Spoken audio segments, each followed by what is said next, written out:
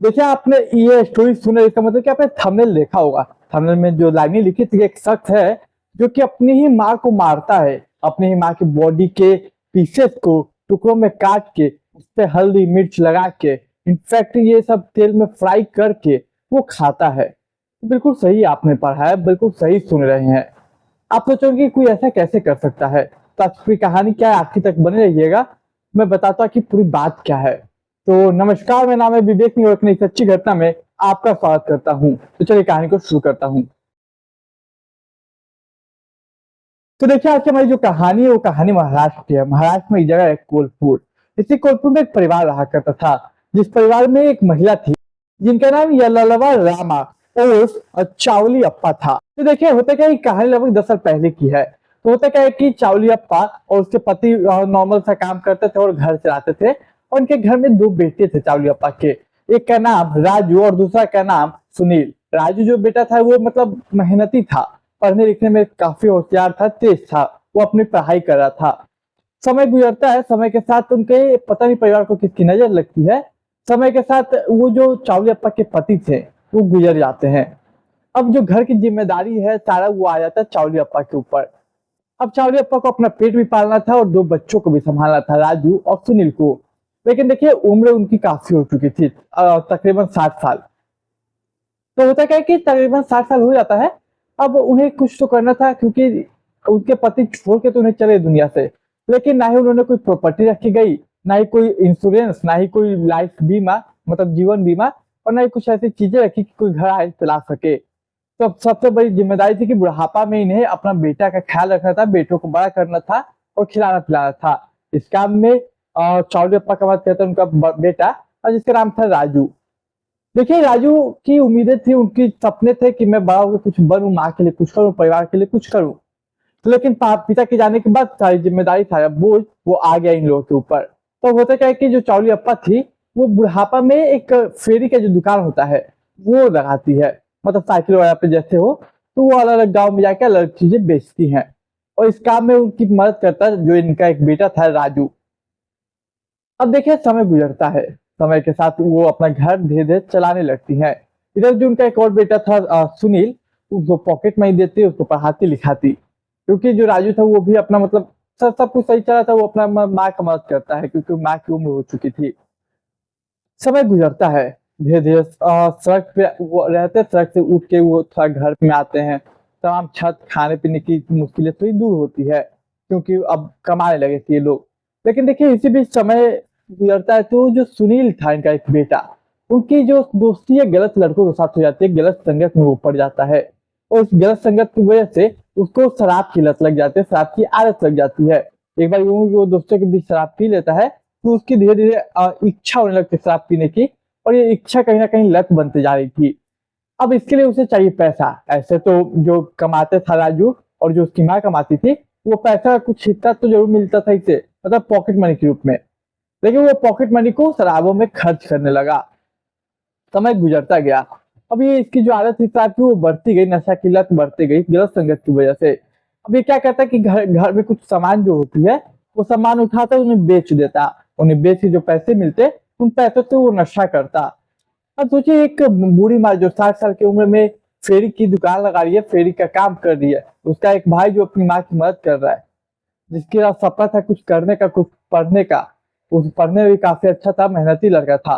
लेकिन वो पढ़ाई छोड़ के वो माँ की मदद कर रहा है। उसकी माँ 60 साल की उम्र में ऐसी इतनी मेहनत कर रही है, और सुनील गलत संगत में पढ़ के अपनी माँ का पैसा बर्बाद कर रहा है, मेहनत का, जिस पैसे से घर चलाया था। धीरे धीरे वो सामानों को बेचने लगता। इस बात की भनक जब घर में लगती तो माँ पैसे देना धीरे धीरे बंद कर देती।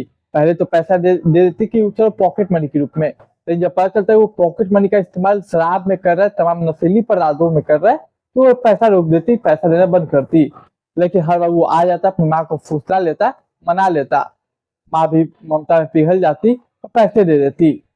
लेकिन माँ को शायद ये नहीं पता कि ये इनकी जो पैसा दे रही है वो इतना बड़ा कुछ कर देगा कि इसकी किसी ने कल्पना नहीं की होगी, समाज को, पूरे शहर को हिला देगा। अब समय गुजरता है, समय आता है, अगस्त का महीना था, साल 2017। यूं ही और माँ उसकी जो थी वो अपना फेरी का दुकान लगा के दिन में आती है। दिन में आती है, बेटा बोलता है कि माँ पैसे दो ना।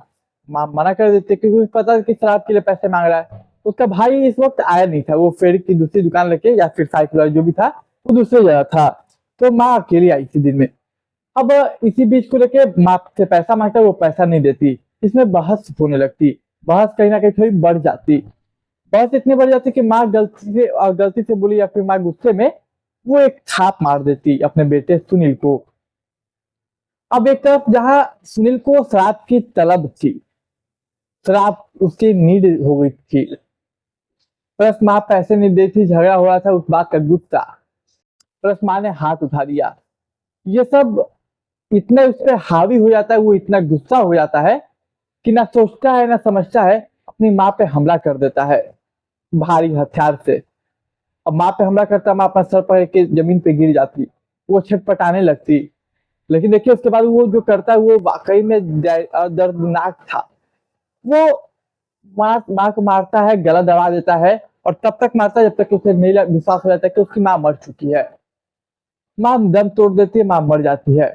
इसके बाद वो किचन में जाता है, एक चाकू लेता है, चाकू लेके कुछ देर बैठता है, पानी वगैरह पीता है, फिर सोचता है क्या करूं। तो वो चाकू लेके माँ के सीने पे रखता और धीरे से वो चीरा मारता। कुछ कुछ मिनटों में ही वो बॉडी को पूरी तरीके से खोल देता, मतलब पेट और सीने को। वो देखता कि इसमें क्या चीज है जो कि काम आ सकती है। उसे किडनी दिखता, वो किडनी निकाल लेता। उसे दिल दिखता, वो दिल निकाल लेता। उसे फेफड़ा दिखता, वो फेफड़ा निकाल लेता। उसे लीवर दिखता, वो लीवर निकाल लेता। तमाम वो बॉडी पार्ट्स निकाल लेता है जो कि उसे लगता है कि निकल सकता है, जो काम आ सकता है। इसके बाद वो इन सबको साफ करता और फ्रिज में रख देता। इसके बाद वो सोचता है करूँ क्या, कुछ देर बैठ के सोचता है। इसके बाद वो जो भी फ्रिज में रखा था, लीवर, किडनी, फेफड़ा या फिर दिल, सभी को लेके वो एक किचन में जाता है। वहां पे फ्राई पैन चढ़ाता, फ्राई पैन में तेल डालता है, गैस को ऑन करता है, तेल गर्म करता, उसमें वो तमाम चीजों को फ्राई करता, उसमें मिर्च डालता है, उसमें नमक लगाता। फिर उसके बाद वो करता है जो इंसान हजार बार सोचने के बाद भी ना करे, वो उस चीज को खाता। अब बाकी के जो बॉडी पार्ट्स थे उसको भी ये खोलने की कोशिश करता, तमाम मतलब दिमाग जो था, सर, उसे भी खोलने की वो कोशिश करता। तमाम बॉडी पार्ट्स को टुकड़ों में बांटने की कोशिश करता कि इसे बाद में खाऊंगा, और अभी काट कर तो बाद में पका के खाऊंगा।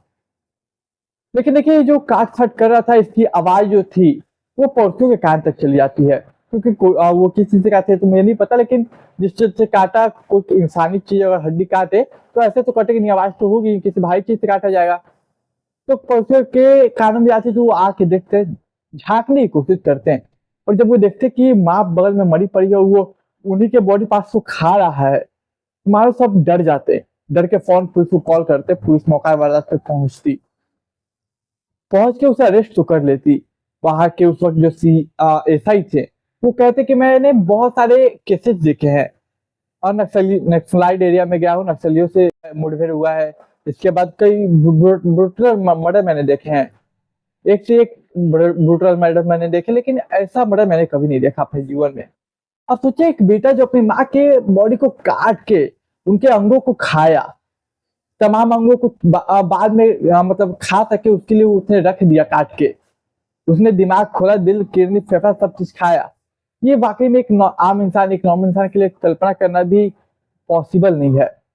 इसका देखिए ये मामला यहीं पे खत्म नहीं होता। ये मामला जब पुलिस केस को लेती है, फिर तमाम जो मतलब कई पुलिस वाले तो मतलब उल्टी कर देते हैं देख के ये चीजें। कई पुलिस वालों को कई रातों तक नींद नहीं आती। इसके बाद जब चार्जशीट बनती है, चार्जशीट फाइल होती है, लोअर कोर्ट में मामला जाता है, तो लोअर कोर्ट में मामला जाता है, वो फांसी की सजा सुना देती है। फिर ये मामला हाई कोर्ट में जाता है।